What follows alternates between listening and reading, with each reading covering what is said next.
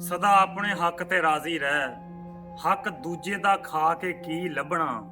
ਸਦਾ ਆਪਣੇ ਹੱਕ ਤੇ ਰਾਜ਼ੀ ਰਹਿ, ਹੱਕ ਦੂਜੇ ਦਾ ਖਾ ਕੇ ਕੀ ਲੱਭਣਾ। ਦੂਜੇ ਦਾ ਹੱਕ ਖਾ ਕੇ ਇਸ ਜੱਗ ਤੇ ਤੂੰ ਜ਼ਰਾ ਨਹੀਂ ਸੱਜਣਾ। ਮੱਖਣ ਜੱਟ ਪੰਜਾਬੀ ਚੈਨਲ ਵੱਲੋਂ तमाम ਸੁਣਨ ਵਾਲੇ ਵੀਰਾਂ ਭਰਾਵਾਂ ਦੇਸੀਆਂ ਪਰਦੇਸੀਆਂ ਨੂੰ ਅਸਲਾਮੁ ਅਲੈਕਮ। ਇੱਕ ਪੀਰ ਤੇ ਮਰੀਦ ਦੀ ਕਹਾਣੀ ਤੁਹਾਡੇ ਨਾਲ ਡਿਸਕਸ ਕਰ ਰਿਹਾ। ਅਸਲ ਲੁਬੇ ਲਬਾਬ ਹਲਾਲ ਤੇ ਹਰਾਮ 'ਚ ਤਮੀਜ਼ ਦਾ ਵਾ। ਇੱਕ ਮਰੀਦ ਸੀ, ਉਹਦੀ ਇੱਕ ਗਾਂ ਚੋਰੀ ਹੋ ਗਈ। ਉਹੋ ਹੀ ਉਹਦਾ ਕੁੱਲ ਕਾਇਨਾਤ ਸੀ, ਉਹਦਾ ਰੋਜ਼ੀ ਦਾ ਸਰਬੰਧ ਸਾਰਾ ਉਸ ਗਾਂ ਤੇ ਹੀ ਮਨਸਰ ਸੀ। ਉਹਦਾ ਦੁੱਧ ਵੇਚ ਕੇ ਹੀ ਉਹ ਆਪਦੇ ਸ਼ਬ-ਰੋਜ਼ ਗੁਜ਼ਾਰਦਾ ਸੀ। ਜਦੋਂ ਉਹਦੀ ਗਾਂ ਚੋਰੀ ਹੋ ਗਈ, ਉਹਦੀ ਤਾਂ ਦੁਨੀਆ ਹੀ ਲੁੱਟੀ ਗਈ। ਸਾਰਾ ਕੁਝ ਕਰਨ ਤੋਂ ਬਾਅਦ ਆਪਣੇ ਪੀਰ ਦੀ ਬਾਰਗਾਹ 'ਚ ਗਿਆ, ਜਾ ਕੇ ਕਹਿਣ ਲੱਗਾ, ਹਜ਼ਰਤ ਸਾਹਿਬ ਮੇਰੀ ਗਾਂ ਚੋਰੀ ਹੋ ਗਈ ਆ, ਮੇਰੇ ਕੋਲ ਤੇ ਉਹੋ ਹੀ ਸੀ, ਆ ਜਾ ਕੇ ਓੜਨਾ ਵਿਛੋਣਾ ਹੀ ਮੇਰਾ ਉਹ ਸੀ, ਤੇ ਕੋਈ ਐਸਾ ਹੱਲ ਲੱਭੋ, ਕੋਈ ਐਸੀ ਰਾਹ ਦੱਸੋ, ਕੋਈ ਐਸਾ ਤਰੀਕਾ ਦੱਸੋ ਜਿਹਦੇ ਨਾਲ ਮੇਰੀ ਗਾਂ ਮੈਨੂੰ ਵਾਪਸ ਮਿਲ ਜਾਵੇ। ਉਹਦਾ ਪੀਰ ਡੂੰਗੀ ਸੋਚ 'ਚ ਗਿਆ ਤੇ ਚੰਦ ਲਮਿਆਂ ਤੋਂ ਬਾਅਦ ਅੱਖੀਆਂ ਖੋਲ ਕੇ ਕਹਿਣ ਲੱਗਾ, ਫਿਰ ਤੂੰ ਇੰਜ ਕਰ, ਅੱਜ 2 ਨਫਲ ਬਾਰਗਾਹ ਸਮਤ 'ਚ ਅਦਾ ਕਰ, ਤੇ 2 ਨਫਲ ਅਦਾ ਕਰਨ ਤੋਂ ਬਾਅਦ ਜਿਹੜਾ ਚੋਰ ਤੇਰੀ ਗਾਂ ਲਗਿਆ ਵਾ ਉਹਨੂੰ ਫੀ ਸਬੀਲਿਲ੍ਲਾਹ ਮਾਫ ਕਰ ਦੇ। ਤਾਂ ਮਰੀਦ ਦੀ ਇਹ ਗੱਲ ਸੁਣ ਕੇ ਖਾਨਿਓਂ ਗੱਲ ਹੀ ਨਿਕਲ ਗਈ। ਉਹਨੇ ਕਿਹਾ, ਲੈ ਬਈ, ਪੀਰ ਦੀ ਬਾਰਗਾਹ 'ਚ ਚੰਗਾ ਆਇਆ ਸੀ, ਚੰਗਾ ਅੱਗਿਓਂ ਜਵਾਬ ਮਿਲਿਆ ਵਾ, ਆਖਰੀ ਸ਼ੈ ਸੀ, ਤੇ ਅੱਗਿਓਂ ਜਵਾਬ ਇਹ ਹੈ ਵੀ ਉਹ ਵੀ ਜਿਹੜਾ ਹੈਗਾ ਉਹਨੂੰ ਵੀ ਮਾਫੀ ਦੇ ਦੇ। ਅਗਰ ਮੈਂ ਉਹਨੂੰ ਵੀ ਮਾਫੀ ਦੇਤੀ ਮੈਨੂੰ ਮਿਲਣਾ ਕੀ ਆ। ਲੇਕਿਨ ਲਾ ਮਹੱਲਾ ਪੀਰ ਦੀ ਬਾਤ ਸੀ।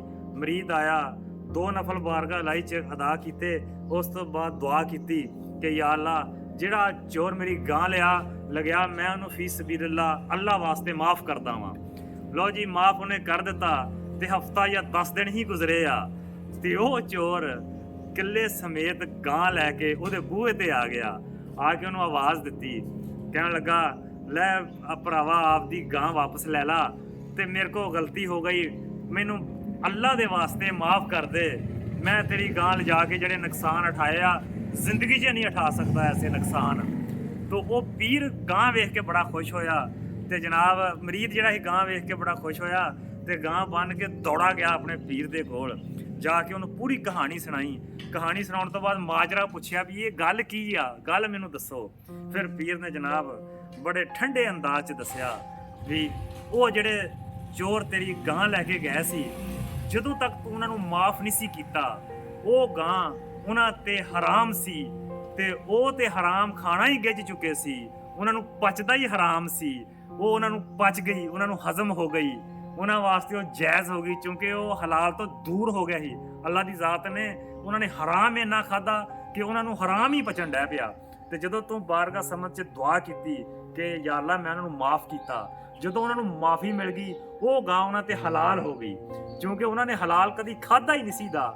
ਹਲਾਲ ਖਾਣ ਤੋਂ ਬਾਅਦ ਉਹਨਾਂ ਦੀ ਹਾਲਤ ਗੈਰ ਹੋਣਾ ਸ਼ੁਰੂ ਹੋ ਗਈ, ਅੱਲਾ ਦੀ ਰਹਿਮਤ ਉਹਨਾਂ ਤੇ ਆਉਣੀ ਸ਼ੁਰੂ ਹੋ ਗਈ, ਉਹਨਾਂ ਦਾ ਜ਼ਮੀਰ ਜਾਗਿਆ।